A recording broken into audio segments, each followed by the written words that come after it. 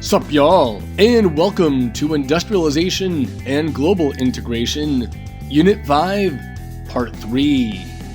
In this video, we're going to look at the Haitian and Latin American revolutions and ask this essential question: how did the diffusion of Enlightenment thought alter the course of history for Latin America? Now, the values of liberty and equality espoused in the American and French revolutions challenged slavery that was especially prevalent in the French colony of Saint-Domingue, which is Haiti today. It would be here that slaves, inspired by Enlightenment ideas, would liberate themselves from tyranny.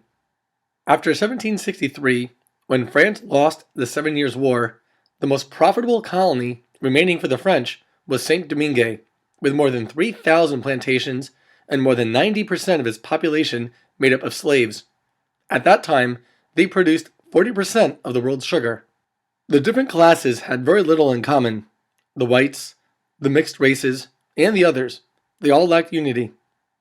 In 1789, the colony's white settlers and the other free citizens sent separate delegations to the Estates General, and when revolution broke out in France, fighting also spread to Saint-Domingue.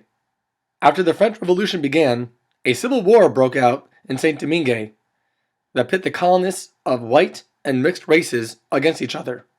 It was in 1791 that the slaves seized upon the chance to rebel. Led by Toussaint Louverture, the rebels won several key victories and gained territory of their own. Escaping slaves joined his forces, and a well-organized force of over 20,000 men was formed. In 1793, the Spanish, who controlled the eastern side of Hispaniola, looked to take the entire island, and in 1794, the British invaded Saint-Domingue to protect their Caribbean interests. Toussaint's forces, allied with the French, defeated the Spanish in 1794, and eventually forced the British into retreat by 1798. Now, even though Toussaint's forces were well organized, their best friend was, that's right, geography.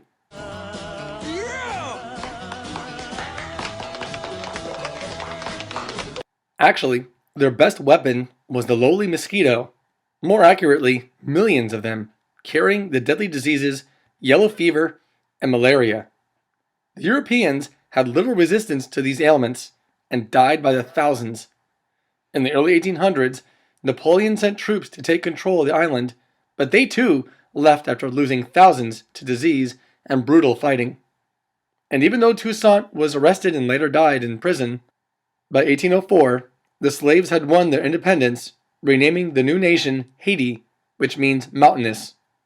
They were the first of many Latin American countries to rebel against their colonial masters. Unfortunately for them, years of fighting led to brain drain, which is when the rich and educated elites leave. Additionally, many of their profitable plantations were destroyed.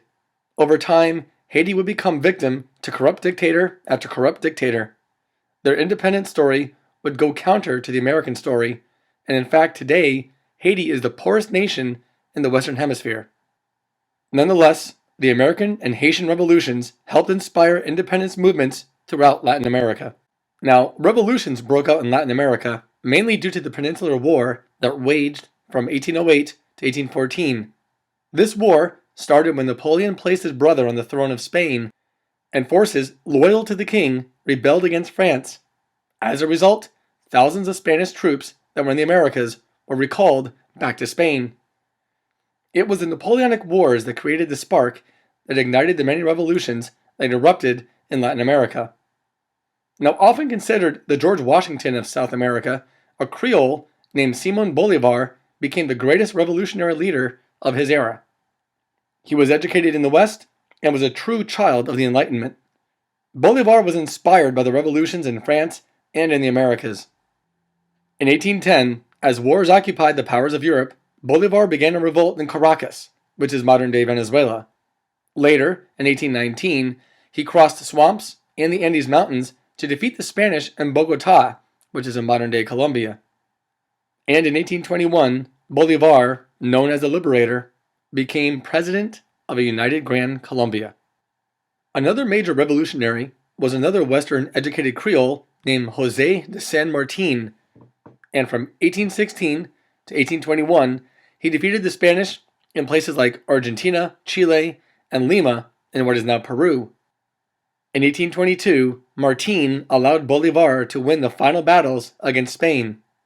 Simón Bolívar's legacy has been a great one, although the unified country he founded, Gran Colombia, devolved into the countries you know today, Venezuela, Colombia, and Ecuador. The upper part of Peru became an independent nation called Bolivia, and also the official currency of Venezuela is called the Bolivar, so you get an idea about his overall importance. Moving on to other revolts in Latin America. Now, Spain's most valuable possession in the Americas was New Spain and what is mostly Mexico today.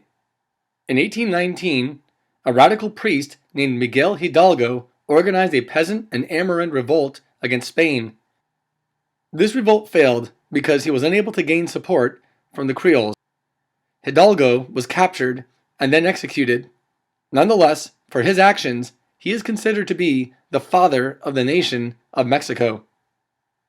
Now later in 1820, Agustín de Iturbide, who was a Creole, reached out to Creoles, Peninsulares, Mestizos, and Amerinds, and by 1821, the revolutionaries overthrew the Spanish and established the Republic of Mexico. In time, however, Iturbide made himself into a dictator and changed his title to Agustín I. Now, eventually he was overthrown by revolutionaries who rose up against him. And the story of Mexico would be repeated in many other Latin American countries. Most of the population's lives changed very little. They gained few riches or rights, if any, and they fell victim to many military dictatorships over many, many years. They mainly traded one set of masters for another. Yet another country to investigate was Brazil. Now, this was Portugal's only major holding in the Americas.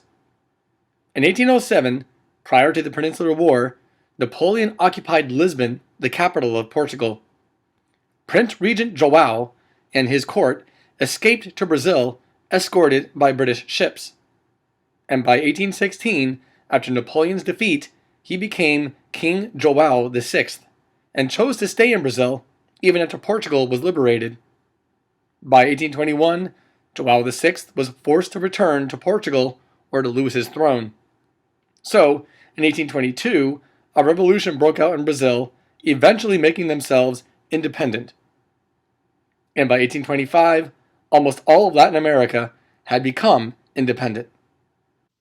And now it's time for a snide remark, where we'll look into why did Latin America devolve into several smaller states as opposed to the large multinational states of North America. They had mostly the same language, which was Spanish. Of course, Brazil was an exception, but they were both Romance languages.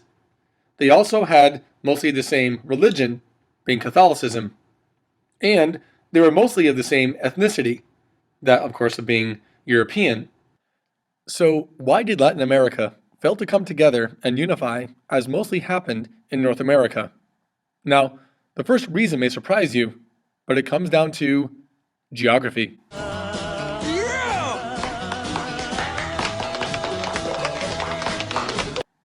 Geographic barriers, such as the Amazon River and jungle, as well as the Andes Mountains, kept these groups separate, keeping them from identifying each other as the same nation. On that note, national rivalries emerged between Mexico, Argentina, Chile, Brazil, and even Gran Colombia that eventually devolved by 1831. Leaders in these states sought more power for themselves and competed against each other, generating animosity and preventing widespread unification. Even within the countries, economic rivalries emerged, pitting the interests of the rich elites, who were mostly urban, versus the poor common people, who were mostly in the rural regions. Social rivalries also emerged. For example, Mexico City had well-lit streets, schools, and churches, sometimes maintained through government taxes, whereas the isolated villages and pueblos remained mainly impoverished and untouched by governmental assistance. Also, in Argentina, you had the porteños, or the port dwellers, who were by the richer urban seaports, versus the gauchos, or the cowboys, and other poor rural dwellers. And, as mentioned before, these states were plagued by corrupt leadership, dominated by dictators and caudillos who siphoned tax money into their own pockets and brutalized groups that didn't go along with them. Only Chile managed to avoid dictatorships to any real degree. Nonetheless, the Americas had undergone an incredible transformation, breaking away from the colonial powers and gaining independence.